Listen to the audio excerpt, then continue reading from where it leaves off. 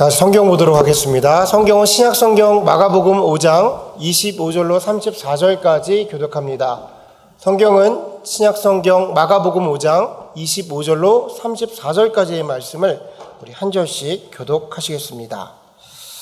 교독합니다. 12회를 혈루증을 앓아온 한 여자가 있어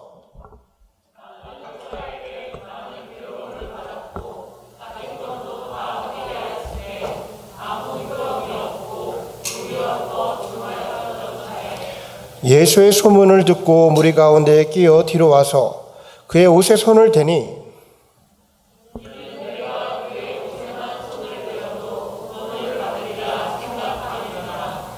이에 그의 혈루에 근원이 마름에 병이 나은 줄을 몸이 깨달았느니라.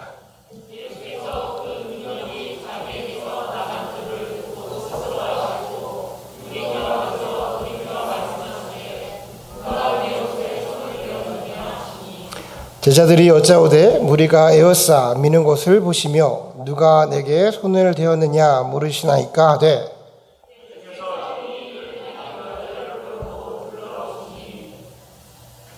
여자가 자기에게 이루어진을 알고 두려워하여 떨며 와서 그 앞에 엎드려 모든 사실을 여쭈니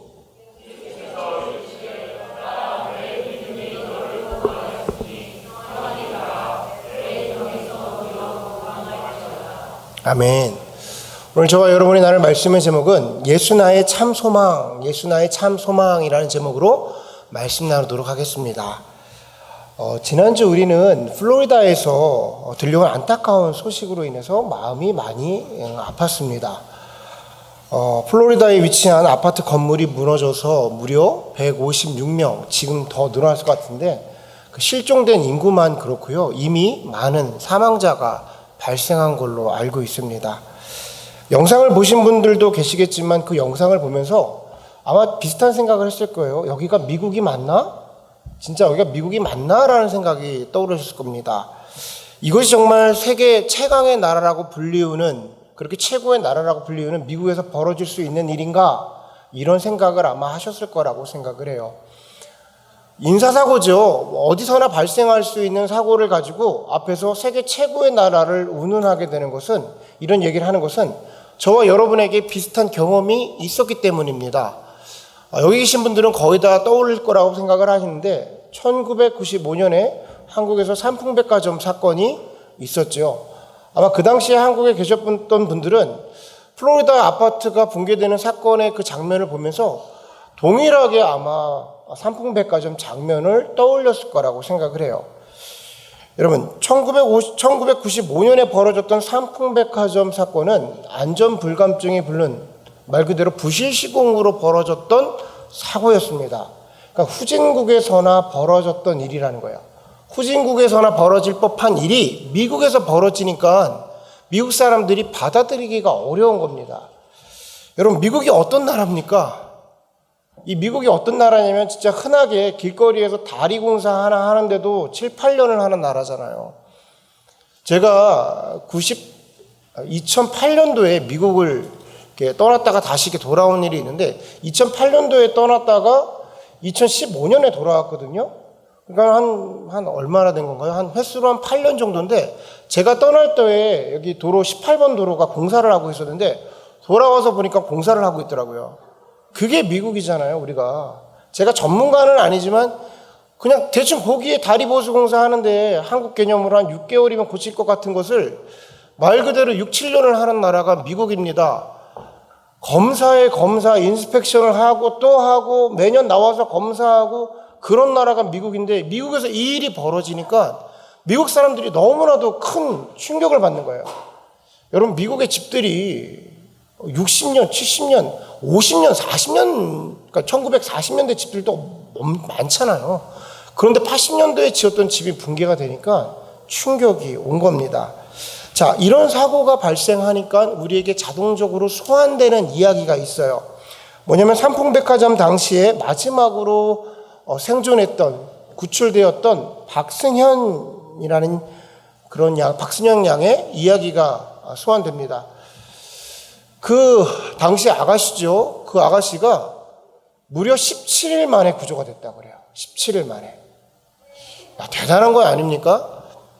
죄수들이요, 교도소 안에서 사고를 치면 독방이라는 곳에 가게 되는데, 독방에 들어가서 열흘 동안 있으면 정신적인 문제가 발생한다고 그래요. 그래서 미국은 독방에 보내더라도 하루에 1시간, 그러니까 23시간까지만 독방에 있을 수 있고 1시간은 꼭 나와서 바람을 쐬게 해줘야 된다고 합니다. 그래도 열흘 이상 할 수 없는 것은 정신적인 문제가 생겨서. 근데 생각해 보십시오. 독방에 들어간다고 그러면 우리가 경험은 없지만 시간이 지나면 언젠간 나오는 거잖아. 내 생명에 문제가 있고 그런 것은 아니잖아요. 그럼에도 불구하고 정신적인 문제가 생긴다라는 거예요. 근데 17일 동안 나의 생사를 알 수가 없는 그 불안감과 두려움 가운데에 거기서 갇혀 있다고 생각을 해보세요. 얼마나 두렵고 힘들었겠습니까? 결국에는 이 자매가 구출이 됐어요. 그래서 방송과 인터뷰를 하니까 많은 기자들이 물어봅니다. 어떻게 17일 동안 살아날 수 있었습니까? 무슨 동력으로 버틸 수가 있었습니까? 라고 물어봤더니 이 박승현 양이 뭐라고 얘기하냐면, 나는 끝끝내 구출될 것이라는 것을 희망을 절대 놓지 않았다는 거예요. 내 마음속에 있는 소망을 끝까지 붙잡고 있었다라는 겁니다. 결국 그 소망이 자기를 끝까지 버티게 해주었습니다 라고 이야기를 하는 거예요. 여러분, 세계에 이렇게 쭉 지나가 보면, 사건 사고를 보면 이런 일들은 여럿 있었어요. 몇 해 전에 발생했던 칠레에 광산이 무너져서 그 광부들이 한 30명가량이 69일 만에 구출된 일도 있었습니다. 말 그대로 2달간을 그 탄광의 안에 갇혀 있었던 거예요. 그 안에서 막 정신착란이 일어나고 힘든 일들이 발생할 때 서로가 서로에게 우리는 구출될 것이라는 그 희망의 메시지를 계속 주었대요. 결국 그 희망의 소망을 가지고 구출할 수 있게 되었다라는 것이죠. 인생사를 가만히 보니까 그런 것 같습니다. 아무리 외적으로 모든 것이 다 채워지고 갖추어져도 그 마음속에 소망이 없이 살아가는 사람들은 삶이 점점 피폐해지고 결국에는 극단적인 선택도 하게 되더라는 거예요. 근데 외적으로는 절망 가운데 있고 힘들고 도저히 희망이 없을 것 같은데도 불구하고 그 마음의 소망을 붙잡고 있는 사람들은 그 모든 환경을 이겨낼 수 있는 힘이 그 안에서 나오더라는 거예요. 근데 문제가 무엇이냐면 그 소망이 참 소망이느냐라는 거예요. 그 소망이 참 소망이냐. 오늘 본문을 보니까 말 그대로 절망 가운데 빠진 한 여인이 등장을 합니다. 성경은 그 여인을 소개하면서 그 여인이 12년 동안 12해 동안 혈우병을 앓았다라고 기록을 하며 시작을 해요. 이게 무슨 소리냐면 성경의 관점으로 볼 때 이 여인에게는 어떠한 희망도 소망도 없는 절망 가운데 빠져 있는 상황이다를 성경이 이야기해주고 있는 거예요. 자, 그도 그럴 것이 혈우병, 그러니까 이제 신학자들은 그 병을 만성 하혈증이었을 것이다 라고 얘기해요. 만성 하혈증.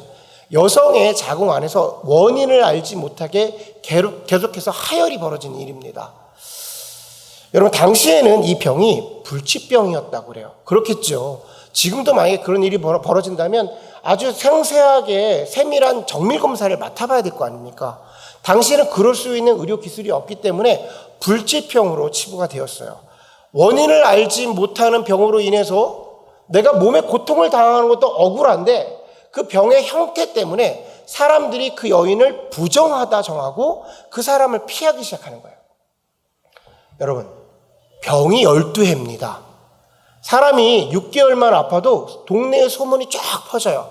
근데 12해의 병을 알았대요. 그러니까 사람들이 그 여인이 어떤 병이 걸렸는지 다 알고 있는 거야. 그런데 그 병을 향해서 연민이나 동정이나 안타까움으로 바라보는 게 아니라 율법에 의해서 저 사람이 부정해서 죄를 져서 저런 병을 당한 거야 라고 하며 그 사람을 격리하고 피하고 멀리했다라는 겁니다. 그러니 그 여인의 마음이 어떻겠어요? 피폐하고 낙심되고 절망됐겠죠. 자, 성경의 기록을 보니까 그래도 이 여인은 금전적으로 어느 정도 여유가 있었던 것 같아요. 왜냐하면 많은 의원을 만나서 치료를 하러 다녔다라고 얘기하는데 당시의 상황으로는 의사를 만나고 치료를 받는 것 자체가 이미 경제적으로 안정적이고 아마 고위 관료나 귀족이 아니었을까 이런 생각을 해요. 근데 성경의 기록을 마지막을 보니까 그마저도 그 모든 것으로 재산을 다 소진하여서 경제적인 기반마저도 무너져 있는 상태다. 짧은 구절이지만 성경은 그 여인에게 어떠한 희망도 없음을, 절망 가운데 있음을 여실하게 보여주고 있는 겁니다. 자, 여러분, 사실 우리는 이 이야기를 다 알고 있습니다. 솔직히 너무나도 잘 알고 있죠. 이 여인은 끝끝내 그 용기를 내서 도저히 나올 수 없는 상황 속에서 예수님께 나오게 되고 예수님의 옷자락을 만지게 되므로 치유함을 받게 됩니다. 보통 이 마가복음 5장 설교를 할 때 12의 혈루병을 앓았던 여인의 설교를 할 때 많은 설교의 메시지는 성도의 열심, 헌신, 하나님에 대한, 예수님에 대한 갈망, 그에 대한 뭐라고 표현할까요? 도전, 이런 메시지를 많이 전달을 해요. 귀한 메시지라고 생각합니다. 저와 여러분도 예수 그리스도에 대한 갈망을 함으로 그렇게 12에 앓았던 혈루병을 앓았던 이 여인처럼 주님께로 나아가야 되는 그런 성도의 모습이라고 생각을 해요. 우리가 그래야 한다고 생각합니다. 그런데 저는 오늘 본문을 묵상하면서 저에게 들어왔던 단어는 조금 다른 단어였어요. 제 마음속에 묵상할 때 나왔던 단어는 27절에 나와 있는 예수의 소문을 듣고라는 구절이었어요. 예수의 소문을 듣고. 그래요. 이 여인은 도저히 사람들 앞에 나올 수 없는 상황에서 열심으로, 갈급함으로 헌신을 당해 주님께로 나왔습니다. 그런데 그가 그렇게 나올 수 있게 했던 원인, 동력이 무엇이었냐? 27절은 그가 예수의 소문을 듣고 나왔다는 거예요. 여러분, 절망이라는 것은요, 어떠한 희망도 없고 어떠한 빛도 없는 아주 암흑한 상황이었다는 거예요. 성경은 그 여인이 그러했는데 그럼에도 불구하고 예수께로 나올 수 있었던 것을 뭐라고 말하면 그가 예수의 소문을 들었다라고 얘기하는 거예요. 여러분, 이 예수의 소문이 무엇이었을까요? 저는 이 예수의 소문을 복음이라고 전합니다. 그가 복음을 들은 거예요. 12에 앓았던 여인이, 자기에게 어떤 희망도 찾을 수 없고 절망 가운데 있던 여인이 복음을 들은 거야. 그랬더니 그 복음이 나에게 희망이 되어 나의 발걸음을 움직이게 하는 동력이 되었다는 거죠. 여러분, 이게 복음인 거예요. 제가 설교 서두에도 말씀을 드렸습니다. 외부에 어떠한 힘듦과 절망과 아무리 어려움이 있다 하더라도 소망을 갖고 살아가는 사람은 그 소망이 힘이 되어서 결국 그 일을 이겨낼 수 있게 한다는 거예요. 힘이 되어지게 한다는 겁니다. 중요한 것은 그 소망이 참 소망이냐는 거예요. 진짜 참 소망이냐. 여러분, 세상을 살아가는 사람들은요, 각자 나름의 소망을 가지고 다 살아갑니다. 모두가 소망을 가지고 있어요. 자, 석가모니를 믿는, 부처를 믿는 불자들은 소망이 없을까요? 그렇지 않습니다. 나름의 소망이 있어요. 자, 무슬림들에게는 소망이 없을까요? 아닙니다. 그들에게도 다 소망이 있어요. 중요한 것은 뭐냐면 그 소망이 헛된 소망이라는 거야. 세상 우상 가운데에 나오는 소망은요, 그 소망의 다 근원이 자기를 위함이에요. 내가 유익하기 위해서 소망을 갖고 그렇게 그것을 바라보고 달려간다는 겁니다. 여러분, 가만히 생각해 보세요. 유교를 믿는, 유교 사상을 가지고 있는 분들이 제사를 지내잖아요. 여러분, 제사를 왜 지낸다고 생각하세요? 제사를 왜 지낼까요? 표면적으로는 부모에 대한 효를 얘기합니다. 저 그럴 수 있다고 생각을 해요. 우리 부모님이 생일을 맞이해서 우리가 추도 예배를 드리듯이 부모님에 대한 그 마음과 정성을 드릴 수 있다고 생각해. 그런데 그 아버지의 할아버지 제사까지 지낸다? 자, 얼마 전에 텔레비를 보니까 종갓집 맏며느리, 맞죠? 무슨 장손하고 결혼을 해서 종갓집 맏며느리인데 1년의 제사를 8번에서 10번을 지낸대요.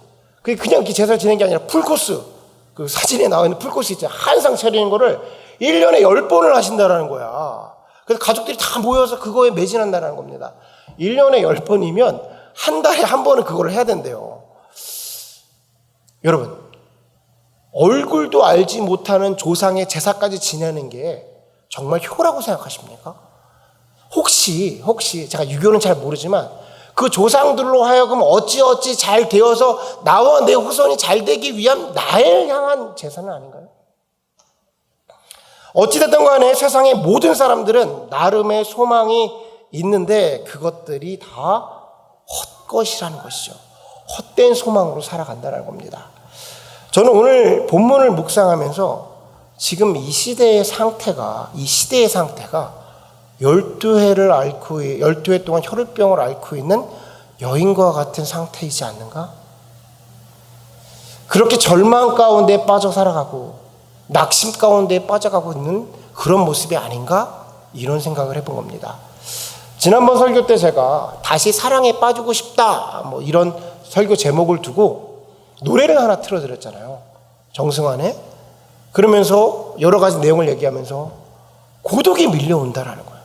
내가 외적으로 주말엔 영화도 보고 서점에 가서 책도 보고 새로운 세상에 빠져서 모든 게 갖춰져고 내 삶이 화려한데 이유를 알지 못하는 외로움과 허전함과 공허함과 불안감이 나에게 닥쳐오고 있다라는 거예요. 사실 그 노래는요, 지금 이 세상을 정확하게 꿰뚫고 있는 거예요.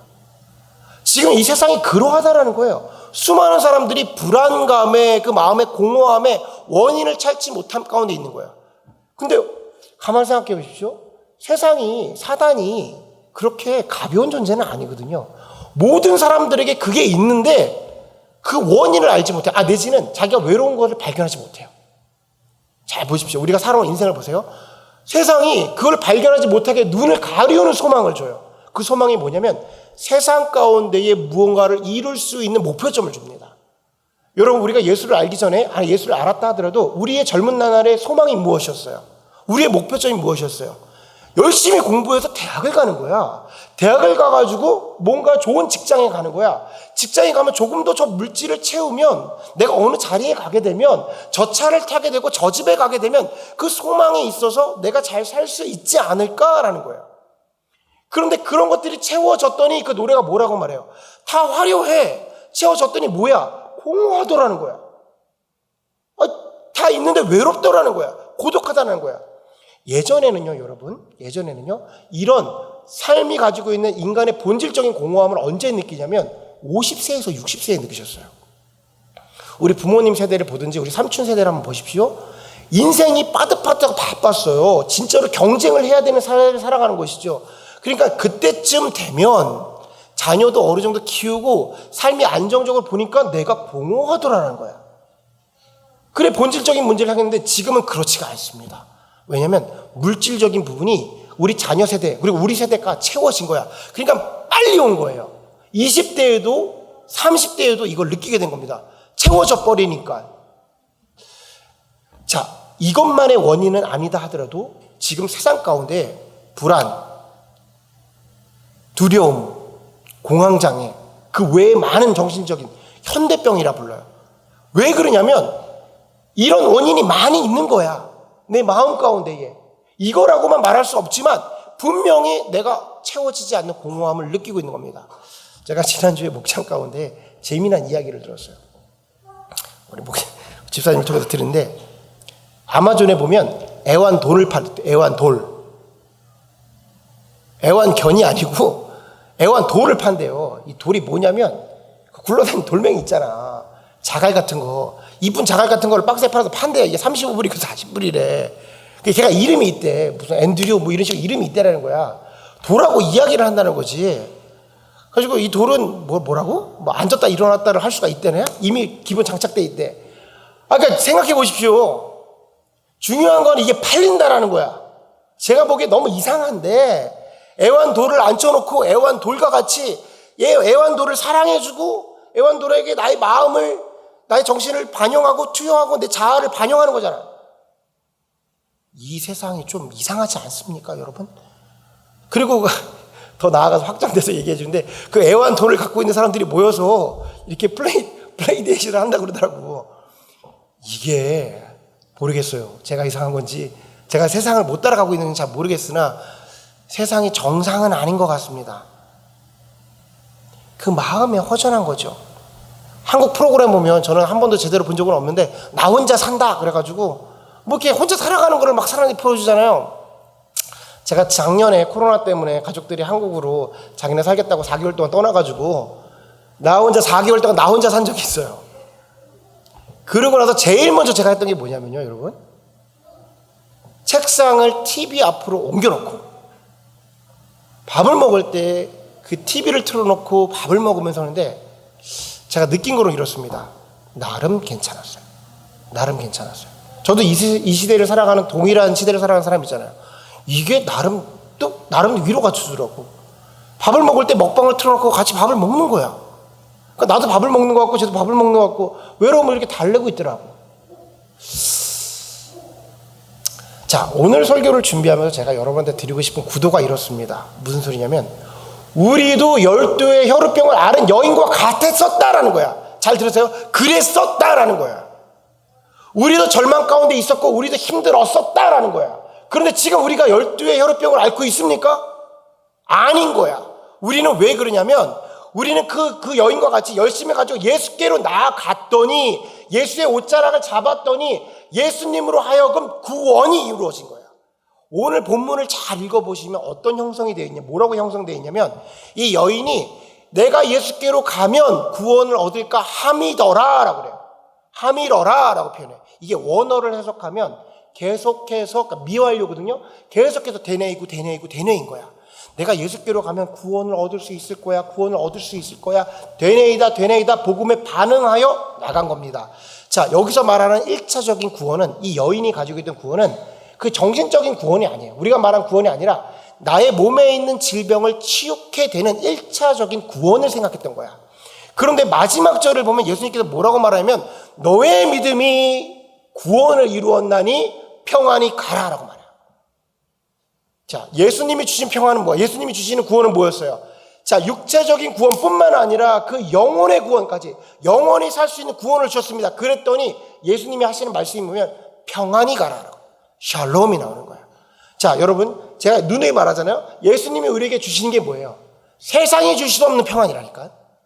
주님은 그 문제의 원인을 해석하고 나서 해결하고 나서 그 여인에게 평안을 주신 거예요. 이 세상 가운데 우리가 갖추고 있어야 되는 게 뭡니까? 예전에 우리가 주님을 알지 못했을 때는 12의 혈우병을 앓았던 여인처럼 외적으로 무언가 갖춰졌는지 모르겠으나 평안이 없었던 거야. 예수를 만나고 났더니 우리 안에 갖춰진 게 뭐예요? 평안인 거예요. 지금 내 안에 그 평안을 가지고 있는 사람이 예수를 믿고 있는 사람이에요. 제가 여러분에게 오늘 설교를 하고 있는 것은 우리는 12의 혈우병을 앓고 있는 여인들이 아닙니다라는 거야. 지금 우리는 어떤 사람들이냐면 소문을 내야 되는 사람들인 거예요. 이 여인이 소문을 듣고 예수께로 나아갔거든요. 이 소문이 복음이라면 우리는 복음을 전파하는 자들이 되어야 하자는 거야.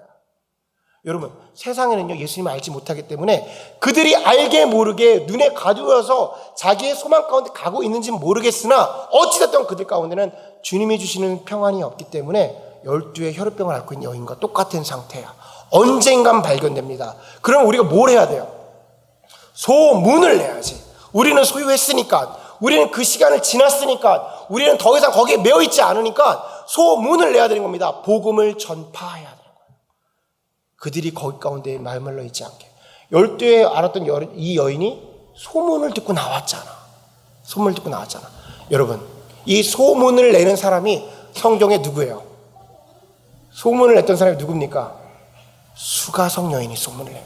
수가성 여인이 소문을 냈던 사람인 거야. 우물가에서 그 여인도 낙심 가운데 있었고 그 여인도 절망 가운데 있었으나 예수를 만났더니 그 대낮에 뛰어다니며 와서 보라는 거야. 예수를 만나는 소문을 내고 다니잖아. 이게 복음인 겁니다. 여러분, 제가 복음을 전하자라고 지금 메시지를 전하면 이런 생각을 하시는 분들이 있어요. 복음을 이렇게 생각하시는 거야. 자, 로마서 1장 17절을 보면은 복음에는 하나님의 의가 나타나서 믿음으로 믿음에 이르게 하나니 기록된 바 의인은 오직 믿음으로 말미암아 삶과 같으니라 라고 얘기해요.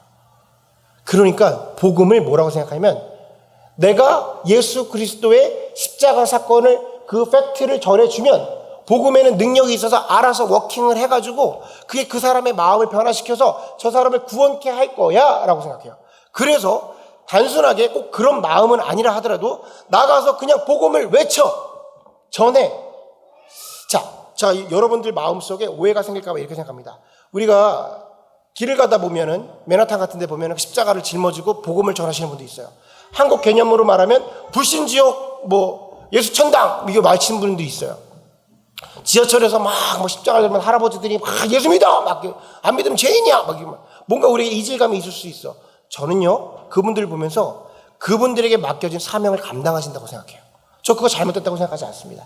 우리가 갖고 있는 이념으로 그게 좀 어색하고 맞지 않을 수 있어. 그러나 그렇지 않아요. 주님이 주신 마음을 가지고 그 나름대로의 사명을 감당한 거예요. 그분이 평생 그렇게 하시다가 한 영혼이 그 말씀을 듣고 돌아가면 그거 하나님에게 큰 상관 받으시는 거예요.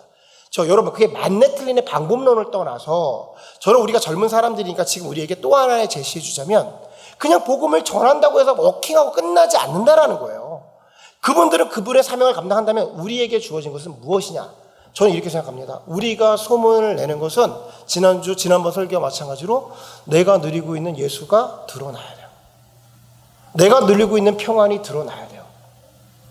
자, 우리가 젊으니까 회사에서 세상 사람들과 동일하게 살아갑니다. 저와 여러분, 세상 사람들과 우리가 살아가는 방식이 크게 다르지 않아요. 소망이라는 표현을 가지고 물질을 향해 함께 달려갑니다. 여러분, 저희도 마찬가지예요. 저희도 조금 더 좋은 위치에서 조금 더 좋은 것을 누리며 함께 좋은 집에서 좋은 차를 타고 다 동일해요. 마찬가지입니다. 그런데 우리에게 하나님이 주시는 참된 평안이 있으니까 그렇게 세상 사람들과 동일하게 경쟁하면서 가다가 어느 시점에서 만족을 느낍니다. 이거 잘 들으셔야 돼요. 어느 시점에서 만족을 느껴요. 이 만족이라는 단어가 굉장히 어려운 단어예요. 만족을 느낀다는 게 어려운 겁니다. 세상 사람들은 사단이 눈을 가리우고 거짓 소망을 주었기 때문에 물질이나 외적으로는 만족을 느낄 수가 없어요.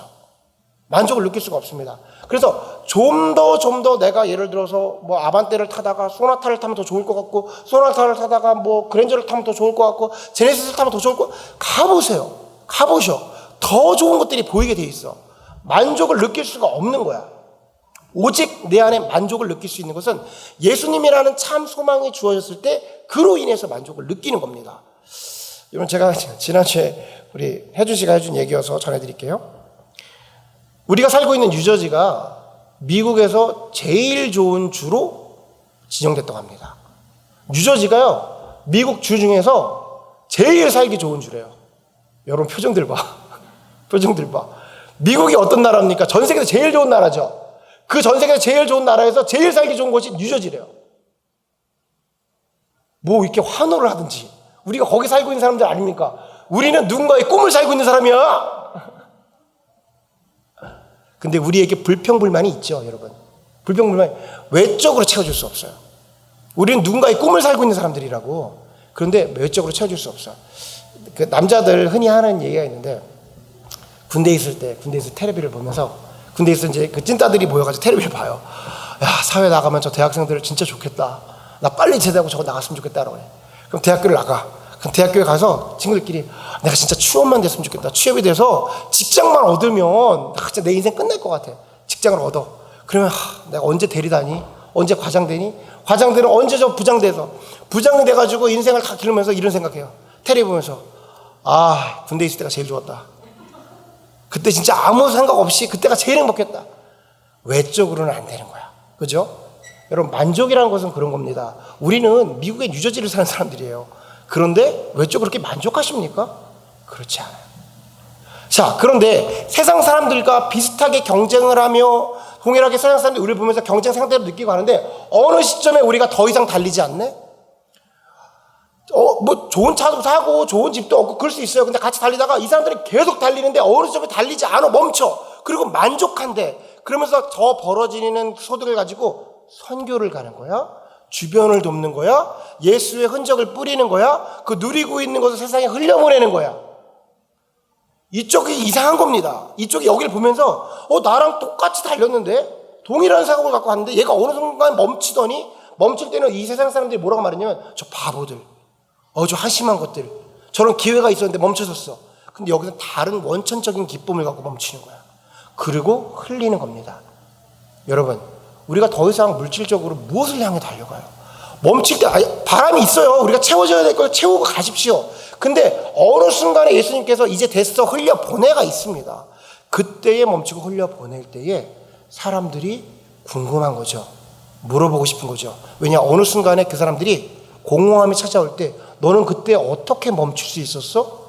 너는 왜 아무것도 갖추지 않았는데 행복하다 말해? 그때 우리가 내가 갖고 있는 소문을 내야 되는 거예요.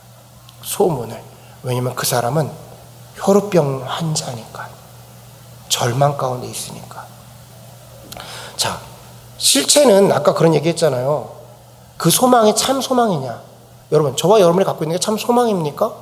여러분, 우리 혈우병에서 완전히 헤어나오셨어요? 여러분이 마음속으로 검증하셔야 돼요. 주님 안에서. 자, 우리는 그러면 어떻게 하면 그 참 소망을, 진짜 열매를 세상 가운데 보여줄 수 있을까? 그 비교를 보니까 시편 1편 1절에서 3절은 이렇게 기록을 합니다. 복 있는 사람은 악인의 길을 따르지 아니하며 죄인의 길에 서지 아니하며 오만한 자의 자리에 앉지 아니하고 오직 여호와의 율법을 즐거워하여 그의 율법을 취향으로 묵상하는 자로다. 그는 시냇가에 심은 나무가 철을 따라 열매를 맺으며 그 잎사귀가 마르지 아니함 같으니 그가 하는 모든 일이 다 형통하리로다. 아멘. 여러분, 만족의 근원이 뭐라고 그래요? 시냇가에 심은 나무가 그 계절을 따라 쫓아 그 잎사귀가 마르지 아니하고 풍성함은 하나님께서 계속해서 공급하시겠다는 거야. 뭐 할 때? 하나님의 말씀을 주야로 묵상할 때. 우리의 그 근원의, 기쁨의 근원의, 그 평안의 근원이 말씀 안에 뿌리를 내릴 때 말씀이 계속해서 공급함으로 내 안에 하나님께서 채우시겠다는 거예요. 여러분, 시냇가에 심은 나무 생각해 보십시오. 그 푸른 초장에 냇가에 심겨져 있는 나무를 한번 생각해 보세요. 머릿속으로. 그 잎사귀가 얼마나 푸르릅니까? 얼마나 무성합니까? 얼마나 풍요롭고 하나님이 우리를 그렇게 공급하시겠다라는 거예요. 이게 혈우병을 앓고 있는 그 여인의 모습을 한번 떠올려 보세요. 메마르고 피폐하고 완전 다른 거잖아. 이게 세상 사람들 눈에 보이기에 어찌 티가 안 날 수가 있습니까? 먼저는 우리가 누려야 되잖아요. 저는 2021년도 우리의 표어가 뭐예요? 예수를 누리고 예수를 흘려보내자. 누리는 방법은 시편에 써 있더라는 거야. 주야로 하나님의 말씀을 묵상하고 간직하고 기뻐하고 그 말씀 안에 있는 거예요. 저희 가정이, 제가 여러 번 얘기하지만 가정 예배가 참 어려워. 가정 예배가 참 어렵습니다. 3개월을 지켜도 한 주 안 하고 2주 안 하면 이 가정 예배가 사라져요. 이 가정 예배는 정말 어려워요. 그런데 가정 예배가 꼭 지켜야 하는 이유가, 저와 제 와이프만의 신앙만의 문제는 아니란 말이에요. 우리 자녀들에 대한 문제잖아. 자녀들에게 그 신앙의 가족 가운데 전수해 줘야 되잖아요. 근데 자꾸만 흐트러지니까 너무나도 힘들었고, 어떻게 하면 자녀들에게 가정에서 그 교육을 시킬 수 있을까 하다가 제 와이프가 이런 걸 제안을 했어요. 진우가 이제 사춘기가 오니까 우리 10시에는, 밤 10시에는 우리 30분만이라도 성경을 읽자라고 해서 성경을 읽자. 그냥 읽는 시간을 갖자라고 그랬어요.